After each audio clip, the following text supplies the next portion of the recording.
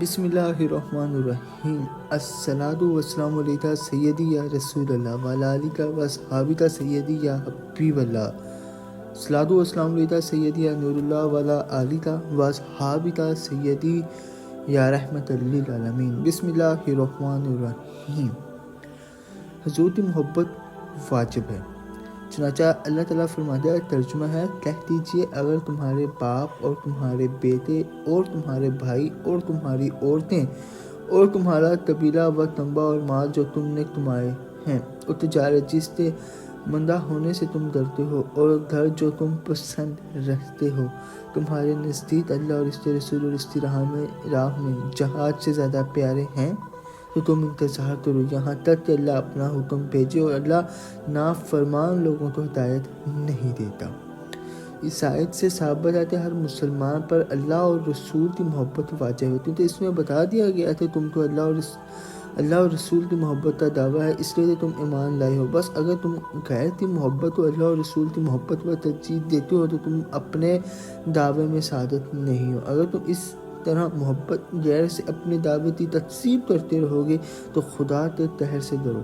آیت کے آخری حصے سے ظاہر ہے جس تو اللہ اور رسول کی محبت نہیں وہ فاسق ہے۔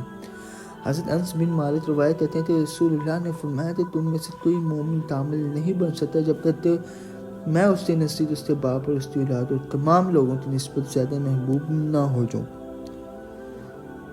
ایک روز حضرت عمر فاروق نے حضور سے عرض کیا کہ بے شک آپ سوائے میری جان کے میرے دو پہلوؤں میں ہیں، میرے نزدیک ہر شے سے زیادہ محبوب ہیں۔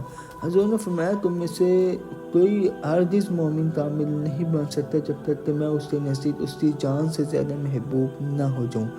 یہ سنتا حضرت عمر نے جواب میں عرض کیا کہ قسم ہے اس ذات کی جس نے آپ پر کتاب نازل فرمائی، بے شک آپ میرے نزدیک میری جان سے جو میرے دونوں پہلوؤں میں ہے زیادہ محبوب ہے۔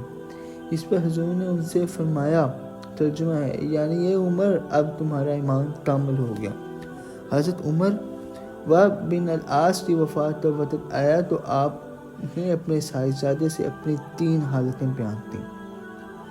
دوسری حالت بیان کرتے ہوئے فرماتے ہیں، کوئی شخص میرے نزدیک رسول اللہ سے زیادہ محبوب اور میری آنکھوں میں آپ سے زیادہ جلالت و ہیبت والا نہ تھا۔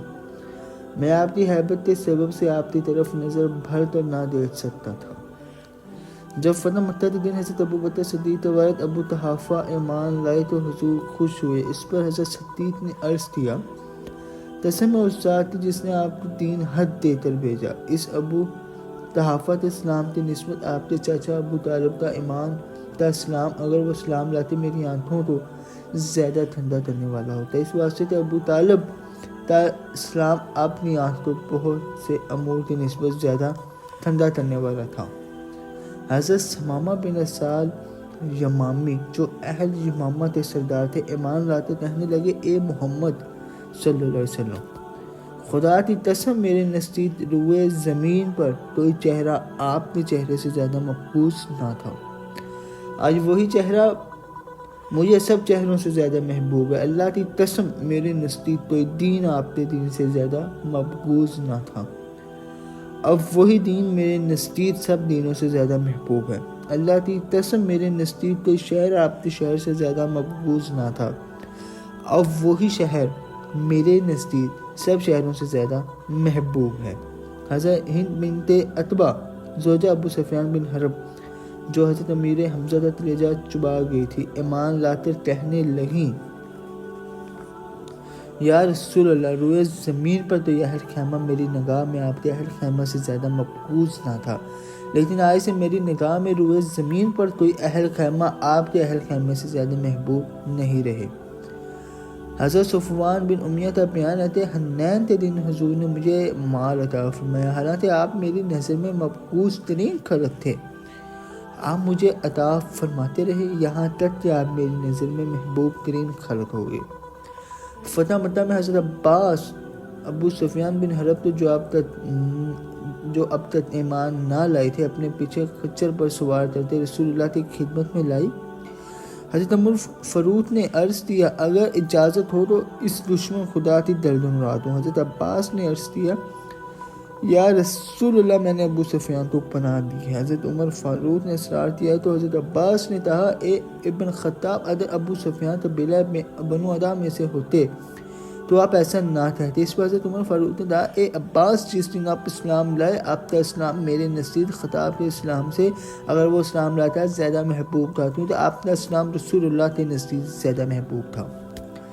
چنانچہ احد میں عفیفہ کے باپ بھائی اور شوہر شہید ہو گیا۔ اسے یہ خبر لگی تو کچھ پرواہ نہ تھی اور پوچھا کہ یہ تو بتاؤ کہ رسول اللہ کیسے ہیں۔ جب اسے بتا دیا گیا کہ حضور بھی الحمدللہ بخیر ہیں تو بولی تھے مجھے دکھا دو۔ حضور کو دیکھتے کہنے لگی تیرے ہوتے ہر ایک مصیبت ہے چھے، تو اسلام ہے تو پھر ہے چھے، سب رنج و عالم اے شادین تیرے ہوتے ہوئے کیا چیز ہیں ہم۔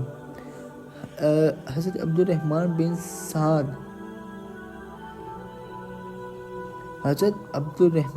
سعد کا بیان تھے، حضرت ابن عمر کا پاؤں سن ہو گیا۔ ان سے یہ سندر ایک شخص نے کہا کہ آپ کے نزدیک جو سب لوگوں سے زیادہ محبوب ہے اسے یاد کیجیے۔ یہ سندر آپ نے کہا یا محمد صلی اللہ علیہ وسلم، اور آپ کا پاؤں اچھا ہو گیا۔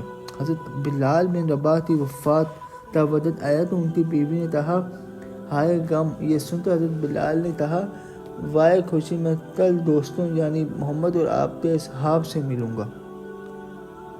جب قبیلہ شرین میں سے حضرت ابو موسیٰ وغیرہ مدینہ شریف کو آئے تو زیارت سے مشرف ہونے سے پہلے پکار کر یوں کہنے لگے ہم کل دوستوں یعنی محمد اور آپ کے دوستوں سے ملیں گے۔ جنگ احد کے بعد قبیلہ ازل وطارہ کے چند اشخاص حضور کی خدمت اقدس میں حاضر ہوئے۔ کہنے لگے کہ آپ اپنے چند صحاب کو ہمارے ساتھ روانہ کر دیں تاکہ وہ ہم کو اسلام کی تعلیم دیا کریں۔ آپ نے مرثد بن ابی مرثد، خالد بن بطیر، عاصم بن سابق، حبیب بن ادا، زید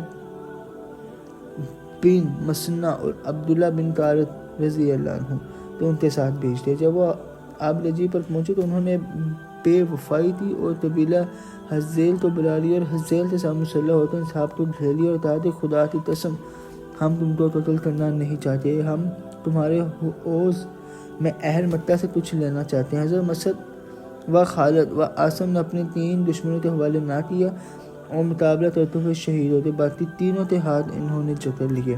جب زہران میں پہنچے تو عبداللہ بن طارق نے اپنا ہاتھ نکال لیا اور تلوار ہاتھ میں لی، دشمن پیچھے ہٹ گئے اور دور سے پتھر پھینکتے رہے یہاں تک کہ حضرت عبداللہ شہید ہو گئے، باقی 2 تو انہوں نے تراشتے ہاتھ بیچ دیا۔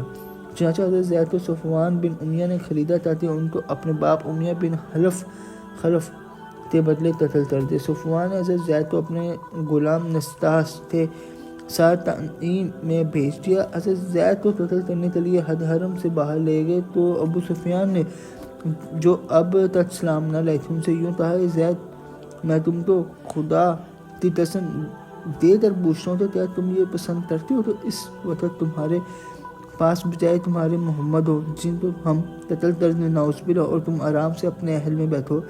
حضرت زید نے جواب دیا اللہ کی قسم میں پسند نہیں کرتا کہ محمد اس وقت جس مکان میں تشریف رکھتے ہیں ان کو